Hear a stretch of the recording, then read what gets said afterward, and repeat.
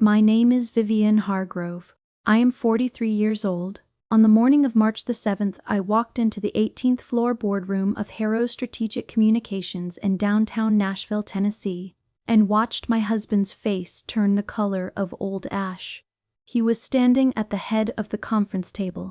His table, he believed, and had believed for 14 years, holding a presentation clicker in his right hand and speaking in the confident, unhurried way of a man who has never once seriously considered that the ground beneath him might shift. He was mid-sentence when the door opened. He saw my attorney first. Then he saw me. And then, very slowly, he stopped talking. The room was full. 19 employees, 4 board members, his own attorney, a man named Franklin Grew, who had been seated at the far left corner of the table and who also, very noticeably, went completely still, and seated beside Marcus to his immediate left was Brielle Fontaine, 24 years old, his executive assistant, the woman he had left me for 7 months earlier, with a legal pad open in front of her and a pen in her hand, ready to take notes on what she assumed would be a routine annual presentation. She looked up when the door opened. Then she looked down, and she did not look up again for a very long time. My attorney, Simone Vasquez, walked exactly 2 steps behind me. She carried a single dark leather portfolio. Inside it was a document set that changed the meaning of every assumption in that room. I did not hurry. I did not look at Brielle. I looked only at Marcus, and I said 4 words in the tone of someone who has rehearsed nothing because she has needed to rehearse nothing. I said, "You'll want to sit." He said, "What is this, Vivienne?" I pulled out the chair at the opposite end of the table and sat without rushing. Simone laid the transfer documents in front of her, and I set my copy beside mine, face up.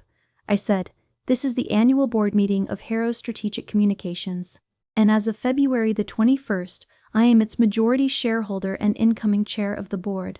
The room did not make a sound. What they didn't know, what Marcus had never once paused long enough to consider, was that I had been building toward that moment for 11 years, in silence, in the rooms of a marriage that had slowly, methodically decided I did not count, while he was choosing a different future with a woman young enough to be our daughter and calling me worthless at 11:42 at night in our own kitchen.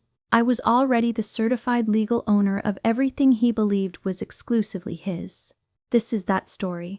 Marcus Callum Hargrove and I met at a professional networking dinner in Nashville in the autumn of 2004. He was 29 years old and already carrying the specific, restless energy of a man who had decided he was on his way to something and was simply waiting for the right sequence of doors to open. There was a quality to his attention that was arresting at first. He listened carefully. He asked good questions, and in a room full of people performing confidence, his felt earned. He was finishing an MBA at Vanderbilt.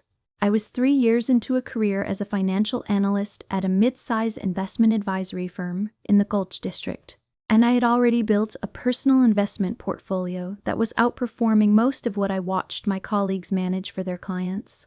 I did not talk about it at that dinner. I have never been someone who volunteers information about what I am building. That trait, it turned out, would define everything that followed. We were married on a warm Saturday evening in June of 2006 at a farm venue outside Franklin, Tennessee, with 47 guests and a tent strung with Edison bulbs and a bluegrass quartet that played until 11 at night. I wore my grandmother's pearl earrings and a dress I had found in a small shop on 2nd Avenue and altered myself. My mother held my hand at the bottom of the aisle and said, very quietly, "You've chosen well, Vivienne." I believed her completely. I walked forward and I meant every word of the vows I spoke. For several years, I had every reason to believe I had made the right decision. Marcus founded Harrow Strategic Communications in 2009, a boutique political and corporate communications consultancy that handled messaging strategy for regional politicians, mid-sized corporations navigating public scrutiny, and a handful of nonprofit organizations whose leadership Marcus had the gift of persuading. He was genuinely talented at the work. He understood narrative at an instinctive level, how to frame a situation, how to position a person or a company in the language that makes the public feel something useful. What he was less talented at was the financial architecture of running a business, and from the very beginning, I was the invisible scaffolding beneath his visible structure. I contributed $46,000 from my personal investment account to the firm's seed capital in March of 2009. This was money I had earned and compounded entirely independently before we were married. Money Marcus was aware of in the vague, unexamined way that people are aware of assets they have decided are not their business to understand. He knew I had savings. He had never asked what was in them, what I did with them, or what rate they had grown at. He had made a determination, early in our marriage, that financial strategy was his domain, and I was, relative to that domain, a reasonably interested observer. The decision not to ask had been made years before he was conscious of having made it. When our son Declan was born in 2010 and our daughter Nora arrived in 2013, I made the decision to step away from my full-time career and manage the household and the early years of our children's lives. I have thought about that decision many times since, and I do not regret it. I made it with complete awareness, in a marriage I believed was a genuine collaboration between two adults who had each brought something irreplaceable to the table. What I was not prepared for was the way the balance of acknowledgement in that partnership would shift, gradually, then completely, until in Marcus's version of our shared history, my contributions had been so thoroughly absorbed into the background noise of daily life that they had ceased to exist at all. I want to paint you a clear picture of what those years looked like from the outside, because it matters that you understand how completely ordinary they appeared. We lived in a 4-bedroom house on a tree-lined street in Green Hills that I had chosen and negotiated for and overseen the renovation of almost entirely on my own. I had planted the back garden over 3 successive springs, hydrangeas along the south fence, raised beds for herbs and tomatoes along the east wall, a cedar pergola I had found at a salvage yard in Smyrna, and refinished myself. I organized the children's schooling, the medical appointments, the social calendar that kept Marcus connected to the network of clients and colleagues his business depended on. I remembered the names of people's spouses, their children's schools, the details of conversations we had had 18 months earlier, because maintaining those threads is what made Marcus look like a man who was genuinely paying attention to the people around him. He was paying attention to the deal in front of him. I was paying attention to everything else. And in the room at the end of the upstairs hall, the room Marcus called my craft room, in the hours after the children were in bed and before Marcus came home, I was also quietly, methodically running Harrow Capital investments, reading prospectuses, evaluating positions, reviewing the secondary share transfer opportunities that my broker, William Cho in Memphis, sent me every month, reviewing Harrow Strategic's public quarterly filings. Nobody in that house had any idea this was happening in that room. It looked like a craft room. It had always looked like a craft room. That was entirely the point. Let me give you 2 examples of the pattern that made my decision inevitable, because the pattern matters more than any single incident. The first happened in November of 2016 at a dinner party at the home of Jeffrey Strand, Marcus's senior partner and the second largest shareholder in the firm, in the Belle Meade neighborhood. 14 people around a long dining room table. The conversation had turned to interest rate policy and its downstream effect on small business valuations, a subject I had spent 6 years studying professionally and continued to follow closely. Through my own investment work, I made an observation. I said something specific and defensible about the relationship between rate adjustments and acquisition timing in the mid-market segment. Marcus turned to me with an expression that occupied the narrow and particularly condescending space between amusement and patience, and said, gesturing in my direction, "Vivienne reads everything. She's very well informed for someone who's been out of the game for a while." There was a small, polite laugh around the table. The conversation moved on. I sat with what had just happened, the deliberate repositioning of a decade of financial expertise as the charming hobby of a well-read housewife, and I counted to 7 before I reached for my wine glass. I smiled. I said nothing. I stored it. The second example happened at Declan's school benefit auction in October of 2018. A man I had never met introduced himself and asked what I did professionally. Before I had fully drawn breath to answer, Marcus stepped smoothly into the space and said, "She runs the house and keeps the family together. It's honestly a full-time job." He was not factually wrong. But that same month, I had completed a private investment transaction through Harrow Capital Investments that had returned 18% on a position I had held for 26 months. He did not know about that transaction. He had never asked. He had stopped asking about my financial work sometime around 2012, when asking would have required acknowledging that the work was real. That is the fundamental truth about being underestimated in your own home. When someone decides, early and firmly and without revisiting the question, that financial strategy and serious decision-making belong to them, they stop looking at you for evidence to the contrary.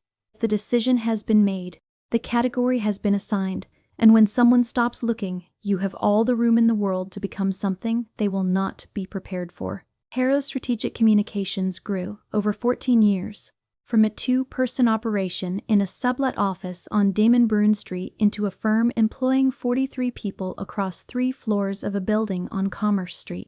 With an annual revenue Marcus cited at dinner parties with entirely genuine pride. He had built something real.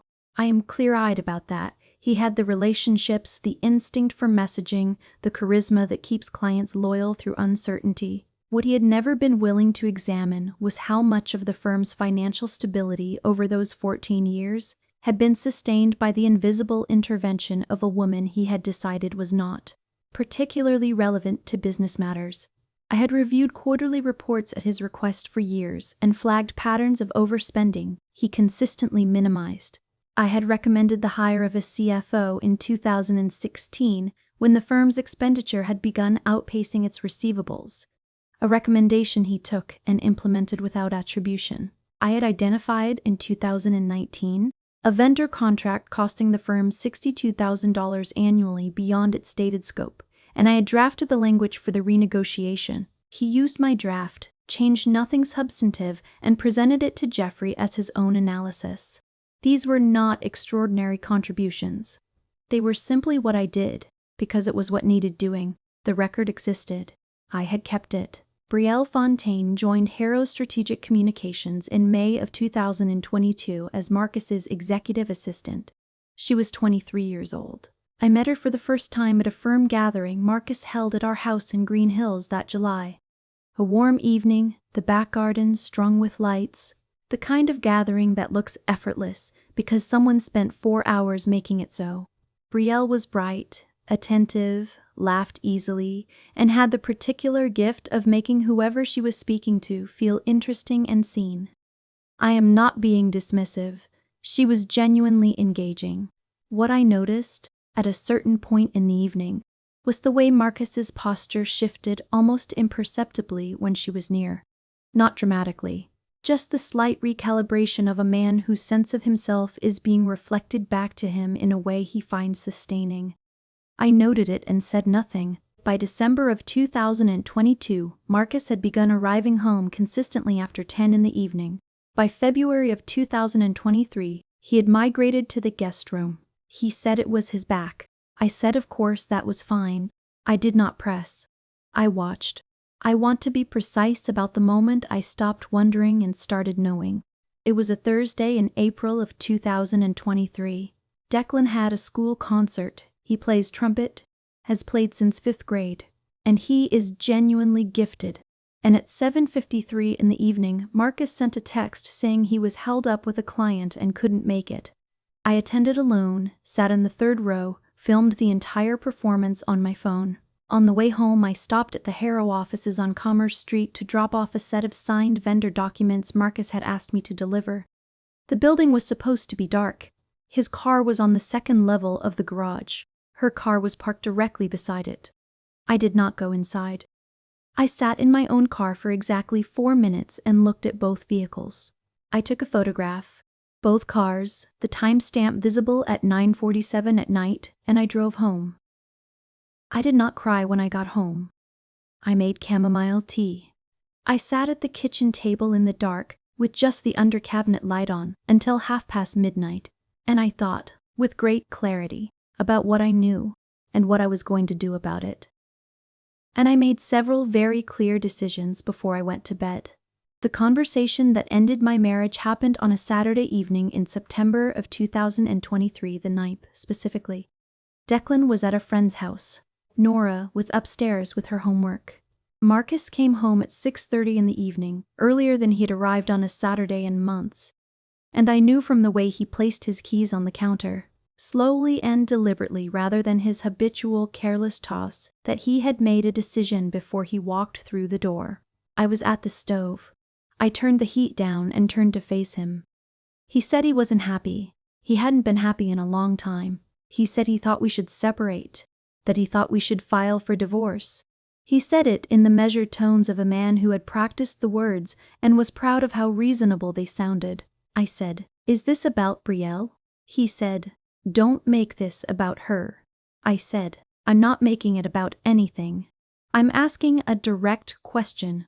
A pause. Then, "Yes, I love her. I'm sorry." He did not particularly look sorry. I asked when it had started. He said that wasn't relevant. I said it was relevant to me. He said last spring, which meant the photograph of 2 cars in a parking garage was not the beginning of anything, it was deep into the middle. I let that settle. Then I said quietly, "Okay." He had prepared for volume. He had prepared for tears, for accusation, for the kind of scene that gives the other person something to deflect from or argue against. A woman who says okay and reaches for her water glass does not give him that. He filled the silence himself. He said I would be fine. He said I was capable in my way. He said that honestly, and let's speak plainly, what had I really contributed in 14 years? Not the house, he acknowledged the house, but in any real, measurable sense. He said Brielle had more ambition and drive before noon on any given morning than I had shown in the whole of our marriage. He said he was not trying to be cruel, he was trying to be honest. And then he said the word. He said, "You're worthless, Vivienne. You always have been, and I think somewhere deep down, you already know it." I looked at him for a long moment. I want you to understand what I felt in that moment, because it was not what you might expect. It was not devastation. It was something closer to the particular, clean sensation of a very long open question finally being answered. I had wondered for years what Marcus actually believed about me beneath the careful social management of our shared public life. Now I knew. The question was closed, and closed questions are much easier to work with than open ones. I said, "Good night, Marcus." I turned the heat back up and finished making dinner and made enough for Nora. And we ate together, and she told me about a documentary she had watched about bioluminescent creatures in the deep ocean. And I asked her real questions about it and was genuinely interested in the answers. And the evening was, in all the ways that counted, completely ordinary. After Nora was in bed, I went to my office, the room Marcus called my craft room, and I opened my laptop. I sent 2 emails. The first went to Simone Vasquez, my attorney, who had handled both my estate planning and the legal architecture of the private investment vehicle I had been building for 11 years. The subject line was 4 words, "It is time now." The second went to William Cho, my financial broker in Memphis, who had been managing the share acquisition strategy with quiet precision for 3 years. His subject line was 5 words, "Accelerate the timeline, full speed." I closed the laptop at 11:58 at night. I went to sleep. Let me tell you about Harrow Capital Investments, LLC, because it is the engine of this story and it deserves to be understood fully. I incorporated Harrow Capital Investments in the state of Delaware in 2013. I did not name it after myself. I named it in deliberate echo of the firm, close enough to blend into the landscape of documents Marcus occasionally glanced at, specific enough to be recognizable as mine if the moment ever came. I seeded it with $226,000 from my personal investment account, funded from earnings and compound returns built entirely before our marriage, money Marcus knew about in the vague, unexamined way spouses know about accounts they have decided are not their domain. He knew I had savings. He had never asked the rate. Over the following decade, I grew Harrow Capital carefully and specifically.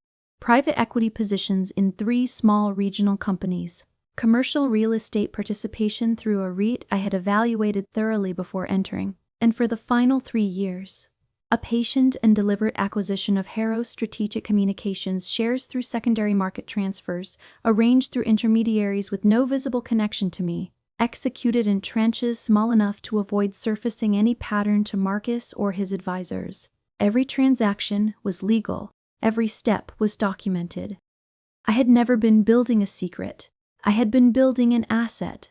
The difference matters. Here is what I understood about Harrow Strategic's ownership structure that nobody in that boardroom expected me to understand. Marcus held 54% of the firm's shares directly. The remaining 46% was distributed among Jeffrey Strand with 22%, two angel investors holding 13% and 9% respectively, and a residual 2% administrative block from the firm's original formation. By the evening, Marcus called me worthless. Harrow Capital Investments held 18% of Harrow Strategic Communications. I needed 29 more points to hold a controlling majority. Jeffrey Strand was my first move. He had been Marcus's business partner for 13 years, and, from the outside, their alliance looked solid. Beneath the surface, it had been fracturing quietly for 22 months. Jeffrey believed correctly that his strategic contributions to the firm's growth had been absorbed into Marcus's public narrative without attribution. I knew this because Jeffrey had told me at length at a birthday dinner for his wife Eleanor at their home in Brentwood in February of 2023. After the evening had wound down to just the two of us at the table, finishing the last of a bottle he had opened for the occasion, he said, with the careful restraint of a man who has been waiting for someone trustworthy to say it to, that he was exhausted, that he felt like the person who built the engine while someone else drove the car. I listened. I thanked him for his honesty. I went home and wrote down, word for word, everything he had said. In October, through Simone and William, I made a formal acquisition approach to Jeffrey through a Memphis-based intermediary entity. The offer was structured at 14% above his own internal valuation of his stake, a valuation I had seen when Marcus had shared Jeffrey's equity projections with me in 2021 at his own request, asking me to review whether the numbers were reasonable. They were reasonable. I had remembered them precisely. Jeffrey accepted within 8 days. He believed he was selling to a private equity firm. The transfer closed on November the 3rd. The first angel investor, a man named Stuart Birch, who had contributed seed capital in 2009 and had been seeking a liquidity event for 4 years, agreed to sell his 9% stake within 3 weeks of first contact in November. His transfer was certified by December the 19th. The second angel investor, a woman named Patricia Chow, who held 13%, required 6 full weeks of legal review from her team. I did not rush her. Patience is not passivity. It is the discipline of allowing the right outcome to arrive in its own time without being startled into moving too soon. Patricia Chow's transfer was certified on February the 12th. The administrative 2% residual block was processed in a parallel transaction Simone had initiated back in October. The total stake held by Harrow Capital Investments and Harrow Strategic Communications was confirmed at 54% on February the 21st. Majority, by a single percentage point above Marcus's direct holding. That morning at 6:58, I sat at my kitchen table with black coffee and read the certification documents one final time. Nora was eating toast across from me, reading about anglerfish. The February light was coming through the east window, long and pale and gold, the kind of light that makes the kitchen feel very still and very clear. I looked at my daughter, 10 years old, already asking the kind of questions that cut directly to the most interesting part of any subject. And I thought about how many mornings I had sat at this same table while the assumption was quietly maintained in the rooms of this house that I was not building anything that mattered. I refilled her juice without being asked. She said, "Thanks, Mom," without looking up. I said, "Of course, sweetheart." And I meant both things at once. The divorce proceedings had been running alongside the acquisition. Franklin Grew, Marcus's attorney, had sent Simone a proposed settlement in November. The house with existing equity, alimony of $4,500 per month for 7 years, joint custody structured in Marcus's favor. The letter described the arrangement as generous in light of Mrs. Hargrove's limited professional contribution over the course of the marriage. That phrase was underlined in the original. Not by me. Simone and I read the letter together in her office on Charlotte Avenue on a Wednesday afternoon. She set it down and looked at me over the rims of her glasses and said, "How would you like to respond?" I said, "Not yet." She said, "When?" I said, "February the 22nd. She allowed herself exactly one small brief smile, filed the letter, and said nothing more about it. On February the 24th, Simone's response went out, 4 pages, methodical, with full documentation attached. It noted calmly that her client was now the certified majority shareholder and incoming chair of the board of Harrow Strategic Communications. It noted that the division of marital assets would need to account for her client's original financial contribution to the firm's founding, her decade of substantive operational guidance, and the current and historical value of her client's private investment position. The phrase "limited professional contribution" was addressed in a dedicated paragraph with specifics. Franklin Grew did not respond for 13 days.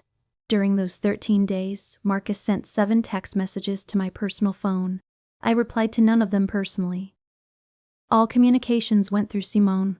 Meanwhile, I was doing the actual work of transition.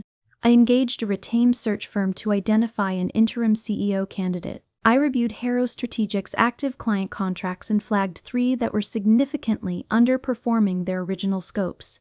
I had a 51-minute phone call with Margaret Sue, the firm's chief financial officer, a woman who had been with Harrow for 5 years and who made clear, within about 12 minutes of conversation, that she had a great deal she had been hoping for the right moment to surface. She agreed to remain through the transition and to present the complete financial review at the March the 7th board meeting, a review that would include expenditure patterns that had been presented previously in a considerably more favorable light than the underlying data supported. She asked me, near the end of the call, whether Marcus knew any of this was coming. I said, "He will, on March the 7th. She said, "I'll be ready." If you are still watching this right now, I want to pause and speak to you directly for just a moment, because I know some of you are not simply here for the story.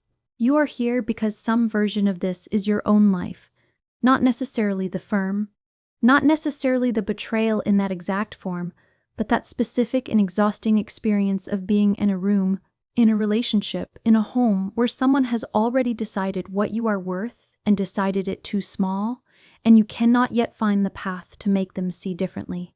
If that is where you are today, drop the word "building" in the comments below this video. I want to know you are here. And if this channel has given you something real, please subscribe. We bring you a new story every single day on Revenge Chronicles. Now let me tell you what happened on March the 7th. Marcus had scheduled the board meeting to begin at 9:30 in the morning.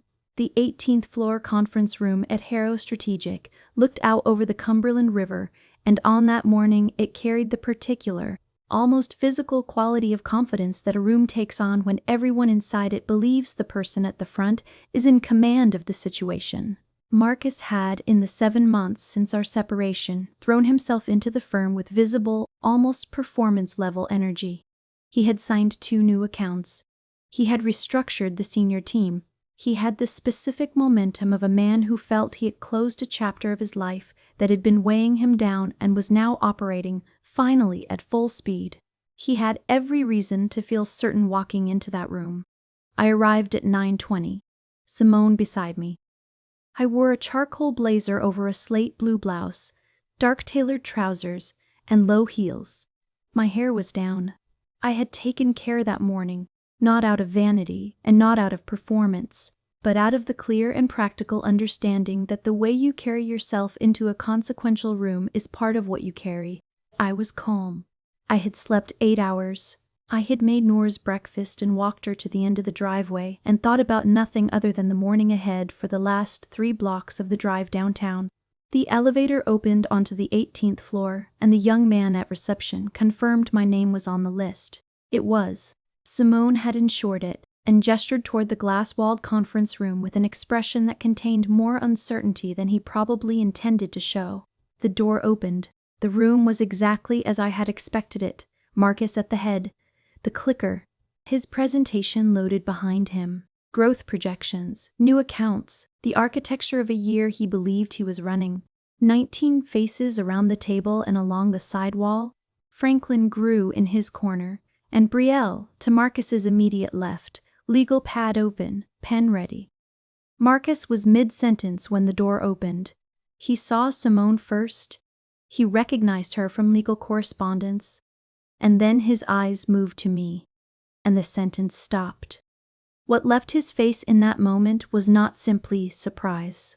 It was the visible and total dissolution of an entire internal architecture. The architecture built on the foundational decision made years ago that I was not capable of anything that would require this level of attention. The ground he had built on was not just moving, it was already gone. He simply had not known it until now. He said, "What is this, Vivienne?" I said, "You'll want to sit."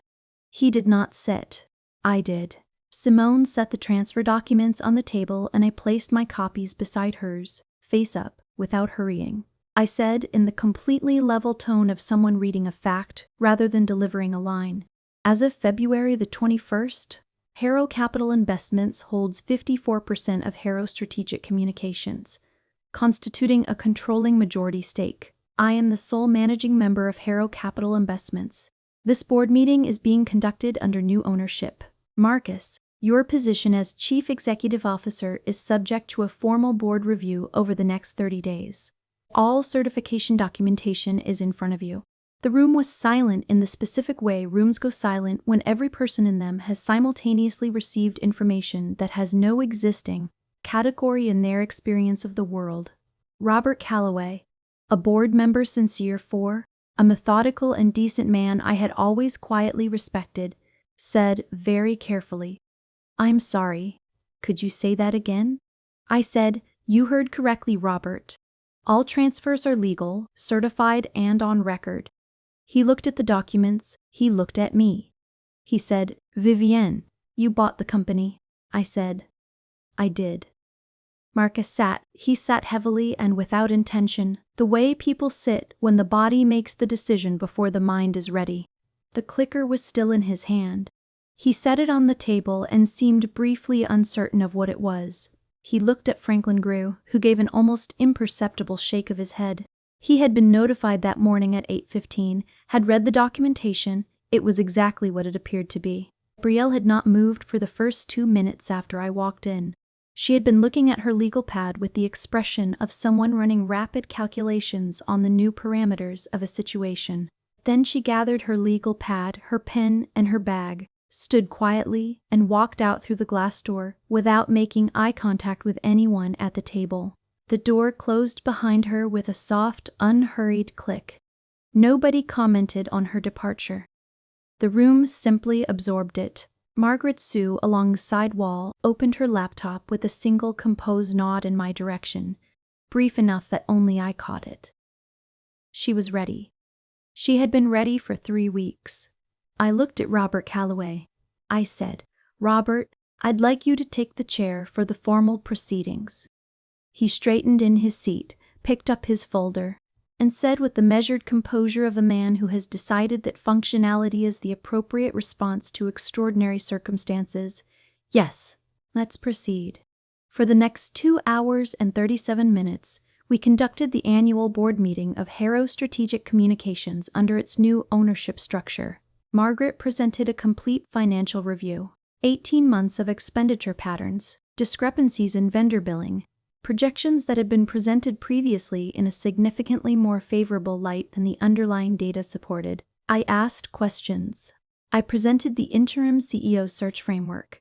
The meeting was specific, substantive, and entirely professional. Several employees who had arrived expecting Marcus's annual keynote ended up in the most honest strategic conversation about the firm's direction that 2 of them told me, privately afterward, they had ever sat in. Marcus sat through all of it.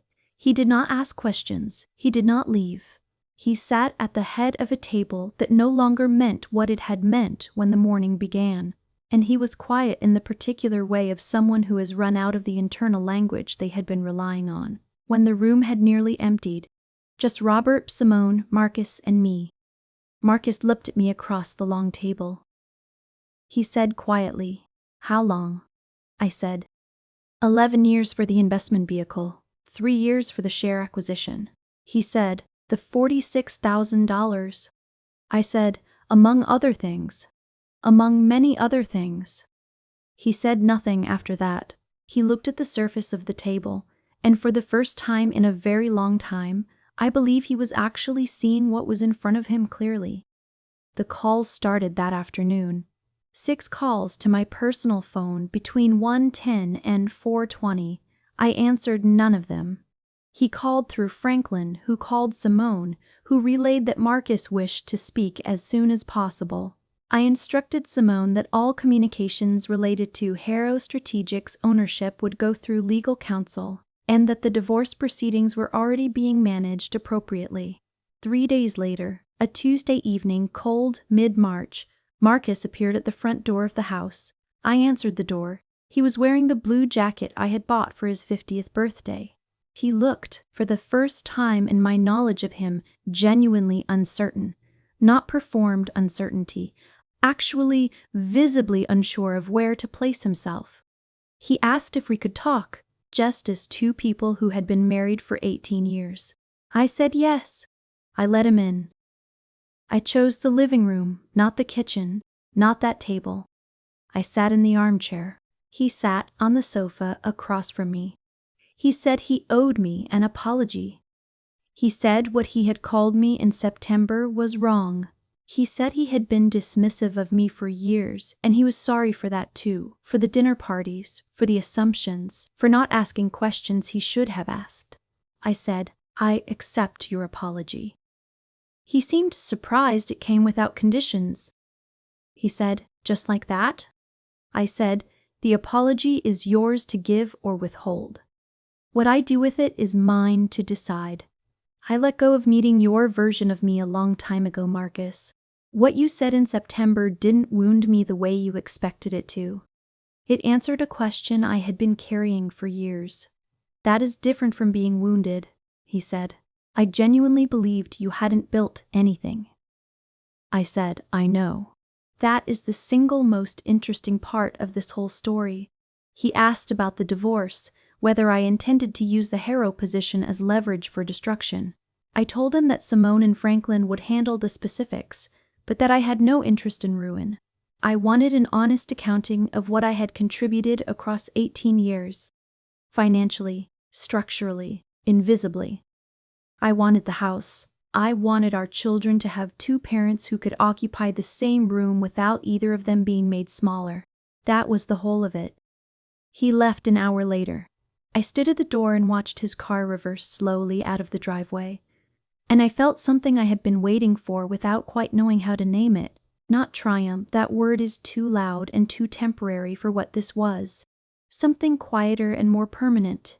The specific relief of a woman who has returned to herself after a long absence and found that she is completely, entirely still there. Let me tell you what I have learned, because the lesson is the whole reason we are here. The most dangerous moment in a marriage like the one I have just described is not the moment you are called worthless. It is the moment sometime before that, when you begin to wonder whether the person saying it might be right. That is the actual mechanism of how this kind of diminishment works.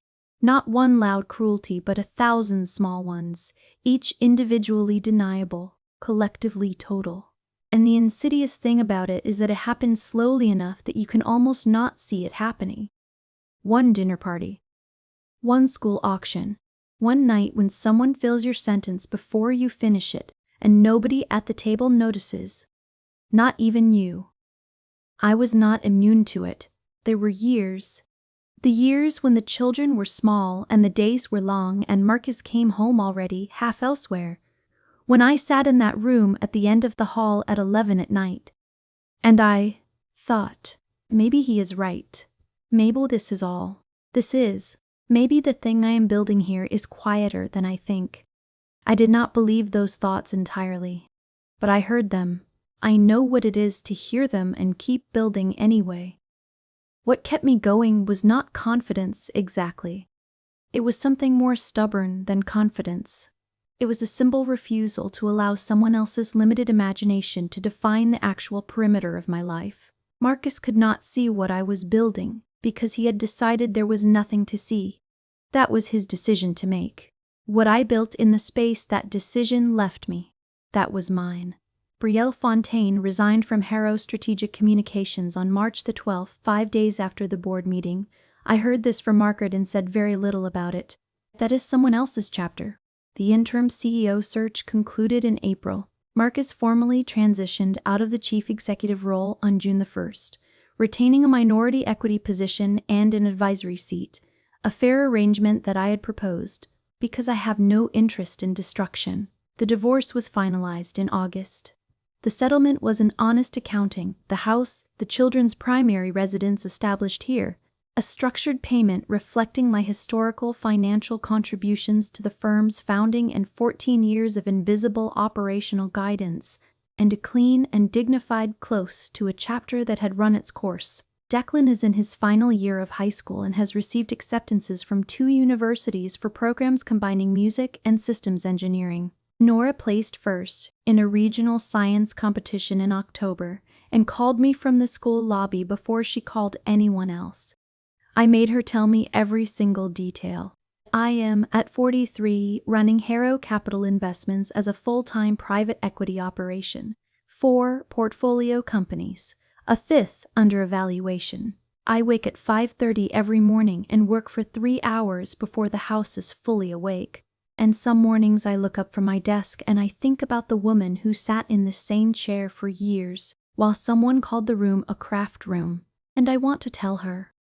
The building was always happening. It was happening through all of it. The invisibility was never evidence of absence. It was just the particular condition under which that kind of building gets done. If you are somewhere right now where someone in your life has assigned you a value and the number they have chosen is too small. I want to say this as directly as I know how to say anything. You do not need to argue. You do not need to convince. You do not need to perform your worth for an audience that has decided not to look. What you need to do is use the room they have left you in. Build quietly. Build precisely. Build for real.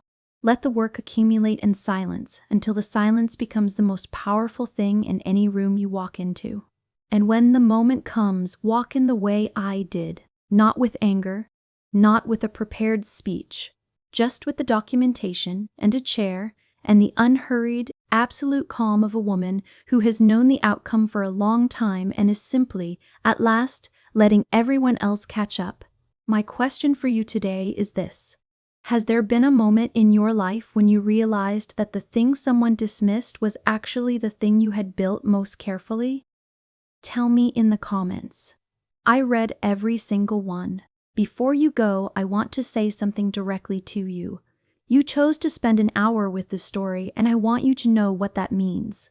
This channel exists because of listeners who understand that the quiet chapters of a woman's life, the ones built in small rooms at odd hours, the ones no one witnesses, the ones that look, from the outside, exactly like nothing, deserve to be spoken out loud and heard.